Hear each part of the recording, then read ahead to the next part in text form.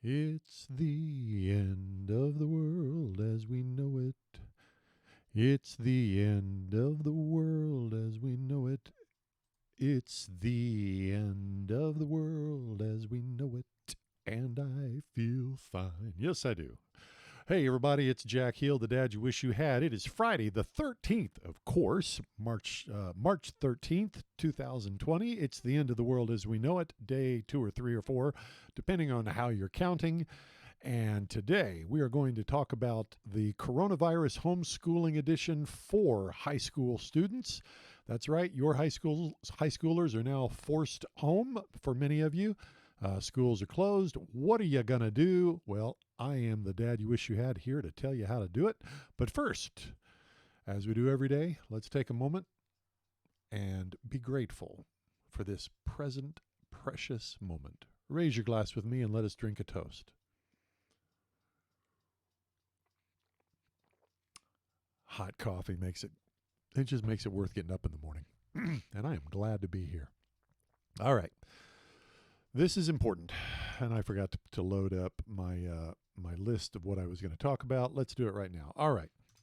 Homeschooling for high schoolers. So your high schooler is now going to be home for the next anywhere from 2 to 4 weeks, and probably for some of you for the rest of the semester. What in the world are you going to have them do? All right.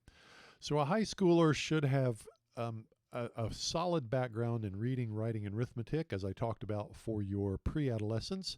And then as an adolescent, they should have been studying logic, how to take all the individual facts that they have learned, that they've memorized, and put them together into cohesive, coherent argument. Now it's time to introduce them to some of the great ideas of Western civilization. And the best ways to do that are, first of all, to read about it and then to write about it. So, how are you going to do that with them? I have some suggestions. First of all, for your reading, for your high schoolers, I suggest the following outstanding pieces of writing that are going to provoke their thoughts, introduce them to some things that they need to know about, and also should stimulate some fascinating conversation around the dinner table. You are going to have a dinner table now, aren't you? Because you got nothing else to do. Going to have to sit and talk to one another. So the following books: Fahrenheit 451 by Ray Bradberry. This is one of the classics of science fiction, and it addresses the problem of censorship. They should read it. They should talk about it with you, and hopefully they should be writing their thoughts. What do they think about censorship as expressed through Fahrenheit 451 and how it applies today? Second book, SlaughterhouseFive by Kurt Vonnegut. This, as all of Vonnegut's books are, it's impossible to categorize. You don't know whether it's fictionalized history, whether it's some sort of fantasy or science fiction. Vonnegut is one of a kind, one of our greatest writers. It's worth it to read Vonnegut just because he's an absolute master. But this particular story takes place in Dresden at the end of World War II. Vonnegut himself was in Dresden when it was firebombed. He was a prisoner of war, and he survived the firebombing of Dresden as a American POW in Germany. This is a great book to look at the realities of what war does to human beings. Once again, good to read, good to think about, good to write about. Next, Animal Farm and or 1984 by George Orwell. With the current fascination with socialism, it would be a good idea to read what an actual genuine socialist wrote about socialism and communism at the mid-century last century.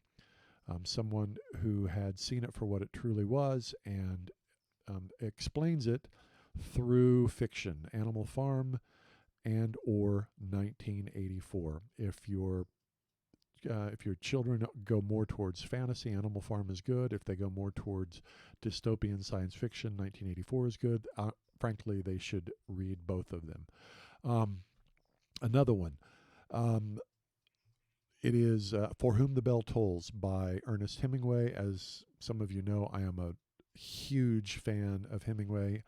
In my opinion, he was probably one of the 3 or 4 greatest writers of the 20th century, an absolute master of language. His books are both incredibly easy to read and incredibly powerful. He uses nouns and verbs, and that is about it. And yet, with the barest, minimal language, he is able to convey the range and depth of the entire human experience. For Whom the Bell Tolls is a story that takes place just prior to World War II, during the Spanish Civil War, between the fascists who were trying to take over Spain and the anti-fascists. If you want to know what a real anti-fascist is, that would be a good place to look. And I apologize for all the ums. Normally I'm better than this, but I'm umming a lot today. So Ernest Hemingway, For Whom the Bell Tolls. Now, the next thing that will really help your kids at this age to be exposed to not just great ideas, but great writing and the full range of the human experience is Shakespeare. But do not read Shakespeare plays. Shakespeare was not written to be read. It was written to be watched, to be seen. Shakespeare created plays. 3 of the plays that you can access, let's go with 4. We'll go with 4 plays that your teenagers can watch that will give them the full experience of Shakespeare without having to sit through terrible high school plays, or worse yet, read Shakespeare. It's unreadable. Oh boy, I've got a window open and children outside. I hope my directional mic makes it easy for you to hear me rather than hear them. So, the following movies. Henry V, starring Kenneth Branagh. That's an outstanding version of Henry V. Branagh also did a Macbeth. I mean, not a Macbeth, a Hamlet. I recommend against Branagh's Hamlet unless you're an utter Branagh fan. Instead, Mel Gibson actually did a version of Hamlet, and frankly, he does one of the best Hamlets I've ever seen. You will get the feel for what the Hamlet story is all about in a way that Branagh doesn't quite give you. Branagh's play is the entire play. Mel Gibson's version is more of an abbreviated version that still gets all the great soliloquies. You'll get the to be or not to be stuff. You'll get all the brilliant little phrases that have entered into the common vernacular. You'll get the story of Hamlet, and you get to watch Mel Gibson be absolutely brilliant in the title role. Much Ado About Nothing, starring Emma Thompson. This one's a comedy, and this is one of the best ways to introduce your students to the genius that is Shakespeare. It's very accessible.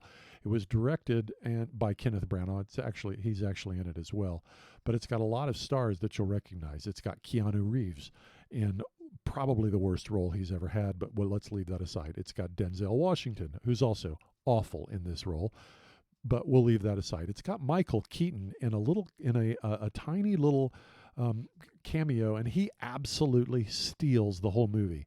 It's got lots of stars you'll recognize, but it's a great way to introduce your high schoolers to Shakespeare.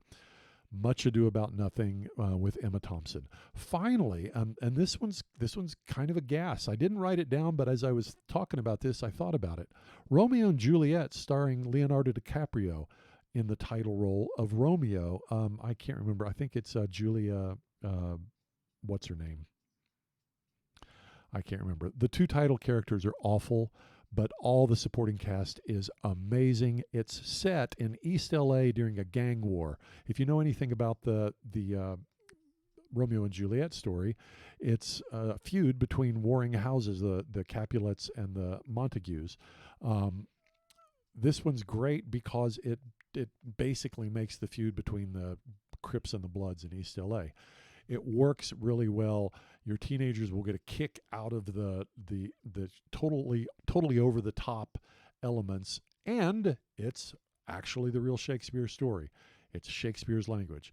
What makes Shakespeare great is a million different things, but at the top of the list is he's an absolute genius with language. And your children need to be exposed to the very best that we have in the English-speaking world. Finally, I want to talk about history. There's some great history that your children can be reading. If you've got some kids who are good readers, I highly recommend that they start Winston Churchill's History of the English-Speaking Peoples. Churchill won a Nobel Prize for Literature.